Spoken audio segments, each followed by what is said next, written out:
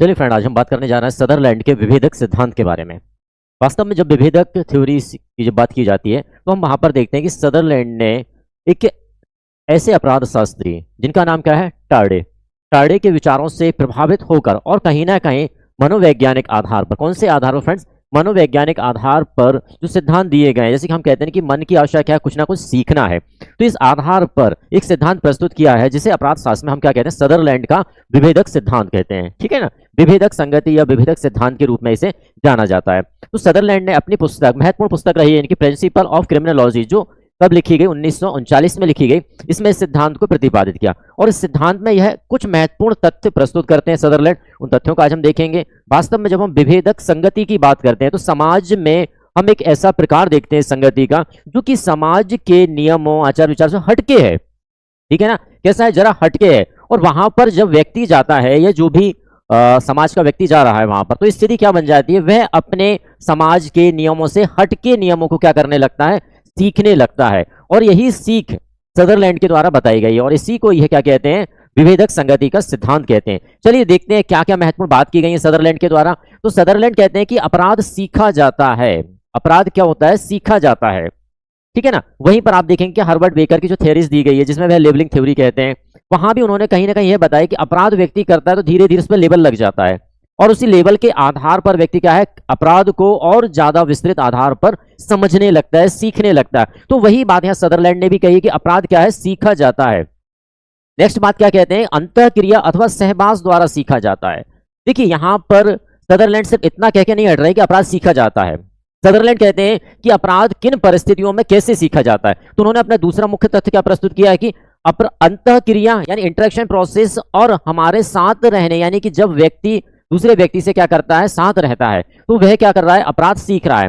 Third इन्होंने बताया है कि घनिष्ठ समूह से, घनिष्ठ समूह, देखिए प्रभाव व्यक्ति पर उसी समूह का अत्यधिक पड़ता है जिस समूह से वह अत्यधिक घनिष्ठता से जुड़ा रहता है और वही घनिष्ठता के कारण वह अपराधों को क्या करता है, सीखता जाता है। तकनीकी और प्रेरणा के माध्यम से, देखिए आज की जो टेक्नोलॉजी है, जैसे कि हम कहते हैं कि ग्लोबलाइजेशन का दौर है, यानी कि व्यक्ति के सामने प्रत्येक आधार के फैक्ट प्रस्तुत किए जाते हैं, चाहे हम सोशल मीडिया के द्वारा कहें या प्रिंट मीडिया के द्वारा कहें या अन्य किसी भी तरीके से। व्यक्ति विशेष को यह पता रहता है कि किसी भी स्थान पर यदि कोई अपराध हो रहा है तो उस अपराध के पीछे क्या तकनीक प्रयोग की जा रही है, किस प्रकार की प्रणाली प्रयोग की जा रही है। तो वहां भी कहीं ना कहीं सदरलैंड का कहना यह है कि वे तकनीक के माध्यम से और प्रेरणा के माध्यम से, जैसा कि हमने कहा है कि व्यक्ति के मन में कई बार कुंठित धारणाएं होती हैं, कुछ ऐसे विचार होते हैं और उन विचारों के आधार पर यदि उसे कुछ मिल जाता है अपराध करने के लिए, वह वहां से प्रेरित हो जाता है। तो प्रेरणा और तकनीक के माध्यम से भी अपराध सीखे जाते हैं।